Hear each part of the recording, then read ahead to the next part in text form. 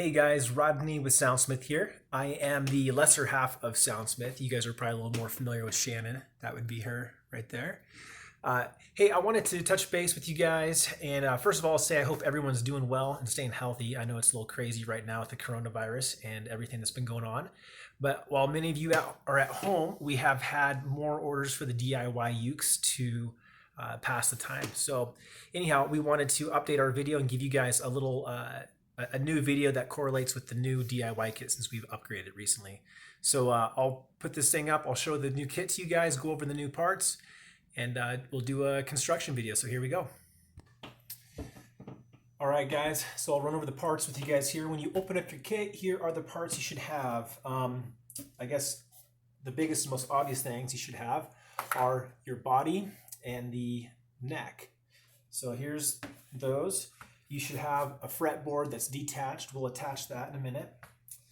With that component, you'll have the nut, which goes at the top of the fretboard. You'll have the bridge in the saddle. And then you'll have some corresponding hardware. So I know it's a little small, but you've got some smaller screws like that for the saddle. And you'll have even smaller ones yet like that for the tuners. So you have the 4 tuners, you'll have a set of strings. What you'll need is some wood glue. What we found works good is just Titebond, works well. But sometimes it's helpful if I put a little bit of that in a syringe. That can be helpful if you're trying to apply it real precisely. And then you'll need a screwdriver. I would recommend, I've got a drill bit with a small drill to pre-drill a couple of these screw holes. And then I've got just a series of some just little cheap, these are some cheap little Harbor Freight clamps. There's a lot of things you can use. This is going to be primarily useful when we are clamping the fretboard to the neck and to glue it down. You're going to want something to hold that in place while it dries. So with that said, let's get going on this. I'll put this up right now in case I forget to show you later. You can pause the video and write this down if you need. Depending on the size of ukulele that you got, these are the scale lengths. So you can pause the video here. I'll try to show this again later when we get to the part of actually setting the bridge and figuring that out. But here we go. Oh, and then I guess I should point out, this is for my son Judah. He gave me some superheroes.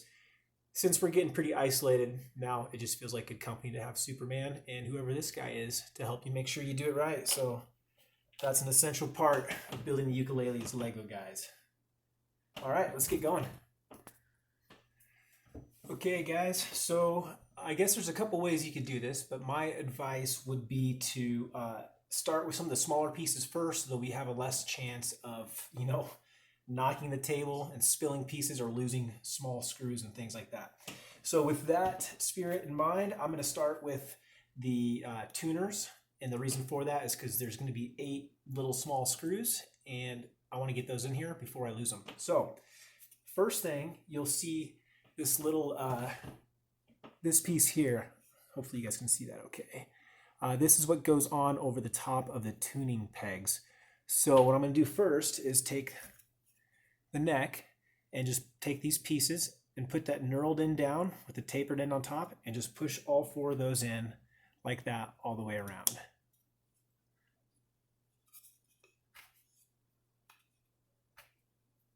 Okay, so it looked like that, right? So we've got that in. Now with the tuning pegs, you'll actually notice that there are 2 of them. There's 2 left ones and 2 right ones. You could mess this up and it would be okay, but there is a right way that it goes. And that's the reason for that, so that when you turn clockwise or counterclockwise, it's actually tightening and loosening the strings the way you want. That way one peg's not clockwise and the other's counterclockwise. And the way you'll do this is if I hold, let's see, how's this oriented? If I hold this, so this is the top, when you turn it upside down and you put these tuners in, you're going to want to put them in like this so that you want the worm gear on top and you want the round gear on the bottom. So the round gear should be facing the body. If you put them in that way, you'll notice there are 2 for each side that correspond. And that way, when you loosen and tighten the knobs, they'll all be uniform. So the next step would be go ahead and do that. Put all of these tuning knobs in. I'm going to take my drill and I'm going to pre-drill these holes for the little screws there. And then I'm going to put those in. You might make sure you don't drill deep enough. You don't want to pop your drill through on the other side, so you don't need to pre-drill it really deep. And then make sure also before you do that you have these kind of straight. You don't want it twisted like this, so when you turn, it's going to look real funny on there. So make sure you get them to where they're coming out perpendicular to the side of the headstock here. So go ahead, let's get that done, and I'll catch up with you guys when we get that finished up. All right, so when you're done, you should have something that looks like this. I've got the little spacers, those little bushings in the top like that. And then you should have tuners in with the round gears at the bottom. I guess this would be a good time. I made some sawdust drilling, so I better clean this up so I don't get in trouble leaving dust around.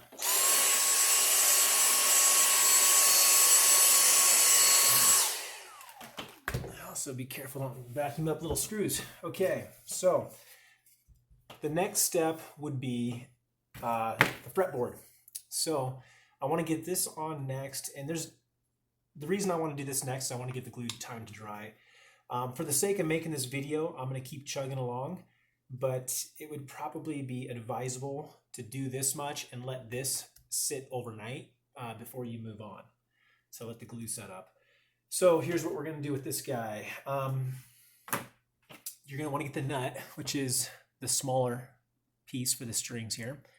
And if you look at this neck, I'll try to get in the camera, you can see, but you can see it's flat here, and then it curves, it has a little taper right here. So I'm going to put the nut on, and if I slide that up and across that taper, I can feel right where the angle changes. So I'm going to want to slide this forwards pretty much all the way up in the flat part. I don't want it to tip forwards. I want it to stay flat with the fretboard. So I'll get it all the way up, which is right about there. And there might be a pencil line kind of indicating that spot as well.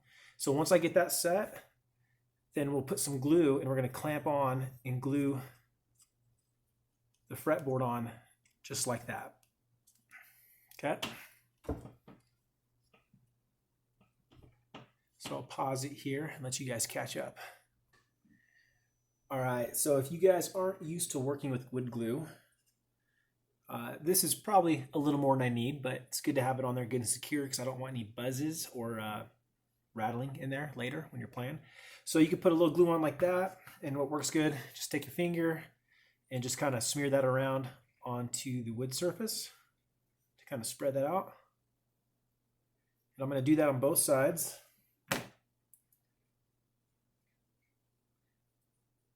And when you're doing this, you'll probably want some, like a spray bottle of water, and a paper towel is good to have. A little water on a paper towel will wipe this off real good with some excess. It needs, they call it squeeze out. If you get squeeze out, that cleans it up good. So like I described before, I'm going to put the nut on, but I want it at the top of the flat surface. I'm going to put this on. I can kind of position this where I want it. Now, some people will glue the nut down as well, and you can do that if you want.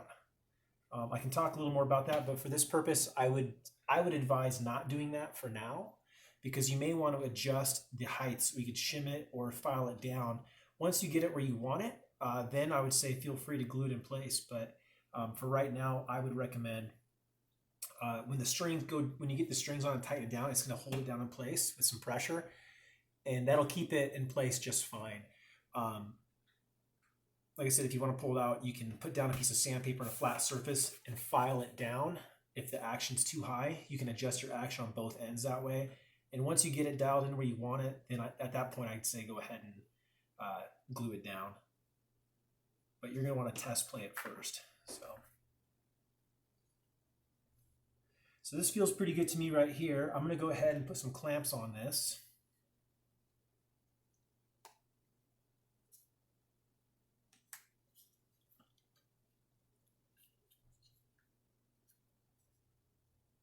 And I'm just kind of touching the sides here to make sure that this, as a clamp squeeze it down, it's going to want to move that fretboard just a little bit.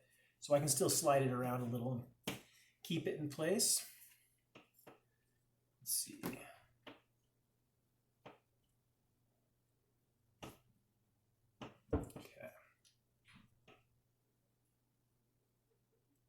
So that feels pretty good to me. So now I'm going to do, let's take my wet rag here, and you can see I've got some squeeze out there because I was a little ambitious with the glue. So I'm going to take a wet paper towel, just water, and just wipe that off.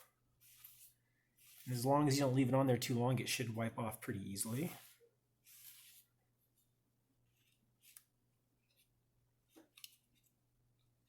So I'll clean this up. I'm going to let it sit and dry for a little bit, and I'll get back with you guys. All right, so next thing I want to do is I'm going to mark out where the bridge and the saddle is going to go on the body. So in theory, you guys should have done this overnight and let that set up so you should have a fretboard that is good and glued to the neck. I'm going to be a little bit careful here and probably a little bit awkward because mine's still drying. So what I'm going to do, so at this point what you do is go ahead and take these two pieces, go ahead and put the dovetail in, and just kind of let it, I guess you'd call that like a dry fit, right? So let's just dry fit it and set it down just carefully there. Now, this one here that I'm doing is a soprano. I'm not sure what size you guys have. So the dimensions are going to change according to what you've got. You might need to pause the video so you can see this, but I've got a soprano, so you can see I have 13 3/4 of an inch for my scale length. So you guys do this with whatever. Concert's going to be 15 1/8. This is tenor, 17 inch, and I don't know if we even have a baritone actually, but it's 20 1/4 inch. So do your scales accordingly. So what I'm going to do, for those of you who don't know, when I say scale length, what I mean is between your nut and you've got your saddle, goes on something like that, and you've got this portion of the string that vibrates between these two anchor points, right? So between the saddle and the nut is your scale length. That's the portion of the string that vibrates when you're playing. So that's the dimension you want. So what I'm going to do, take a ruler. I'm going to put this on here. I'm going to just bump it up against there. And I want to move the saddle until I get to 13 3/4 of an inch on here. So, and I want to measure from here, from this A string, and I'm going to want to measure from where the G string is over and make sure it gets a 13 3/4 of an inch all the way across. Once I get that figured out, I'm going to position it, and I'm going to do a light marks around the corners so I know where this is going to sit. So I'll just take my pencil and mark it out. All right, so get that done, and I'll get back with you. Hey, one other thing I should mention that might be helpful, but when you're getting ready to set this, you got to figure out your distance, but you also got to figure out left to right. So what might be easier is to, if you look right here, you can see a seam in the body, and I can go up and put just a little pencil mark right there so I know where the middle is. And I'm going to take my straight edge and go from the middle of this dovetail to my mark, and I'll just make a little mark right here so I know where center is. And I'm going to mark out the width of the saddle on each side so I have kind of a little spot to know where I'm going to put this thing. And if you don't want to use pencil, you can just use like some blue painter's tape and put a few pieces of tape down too. That's kind of an easy way to do it without leaving marks. Okay, so when you get that done, you should have something that looks like this. So I went ahead and just used some painter's tape. I set the bridge inside the saddle, and I marked out the painter's tape to get the middle so I can set my saddle right in here and keep it centered on the ukulele. And what I did, I went ahead and I measured out here on the blue tape 13 3/4 of an inch, and I put marks on my blue tape so I can line my saddle up with my marks in the blue tape, and I'll know that I'll have my scale length set right. And the reason this is important is because the length of the string changes the tone, and if you get this wrong, your ukulele will have bad intonation, meaning that as you go up the fretboard, it won't stay in tune. You'll either start to get sharp or flat depending on if you're off. So it'll only be accurate in the open position. So anyway, that's why this part is pretty critical. So I'll give you a close-up so you can see what that looks like.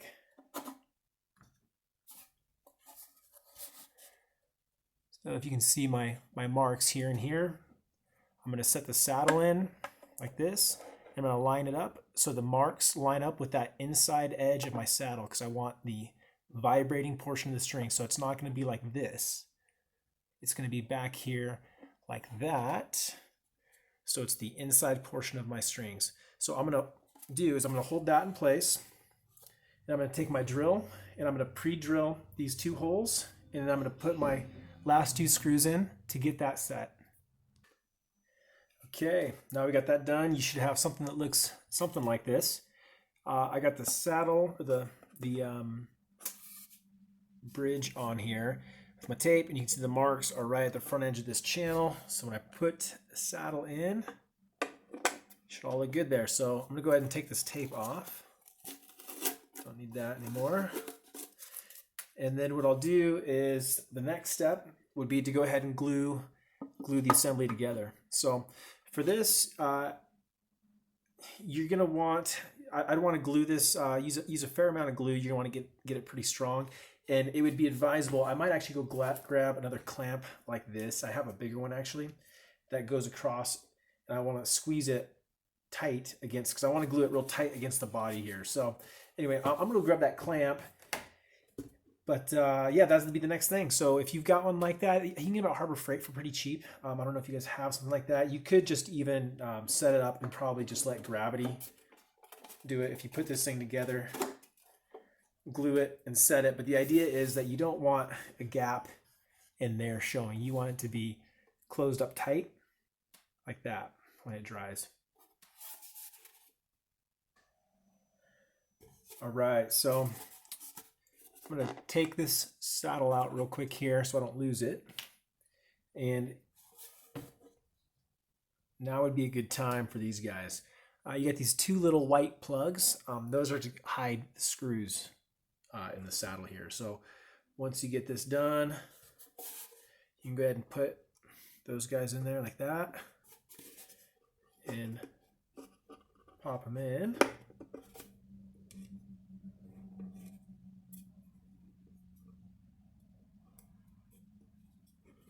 All right, let's turn the camera off, get that dialed in. Or actually, I'll get that after we do the neck on. There we go. All right, so you have something like that there. Okay, so for this last bit, as I mentioned earlier, we're going to glue these together. So here we go. And I've got this big clamp that you can see here. I'm going to lay this ukulele in and clamp the head on it to hold it while it dries so I can hold everything nice and tight. So what I'm going to do is I'm going to start with a little bit of glue on the bottom here. So I want to glue this. What I don't want to have happen is I don't want to have the bottom of the fretboard buzzing and vibrating against the body because it's loose. If it's not glued down, that could be a problem, and it would be harder to get the glue in after the fact. Once this is all glued together, it's going to be tough to do that later. So I'm going to put some glue in here. And again, I'm sure this is a bit more than I need, but I really want this to be a tight bond. So I'm going to overdo it a little bit on the glue, and I can clean up the excess pretty easily. So that's my plan here. Oh, I'm out of glue.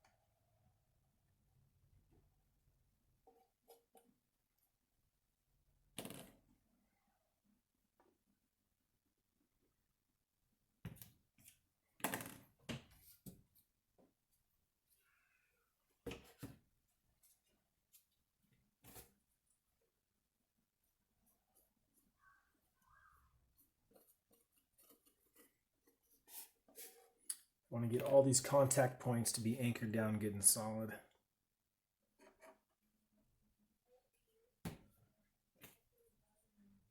I'll I'll try not to get glue everywhere in the process, but I don't make any promises. Okay. And lastly, spread that out a little bit.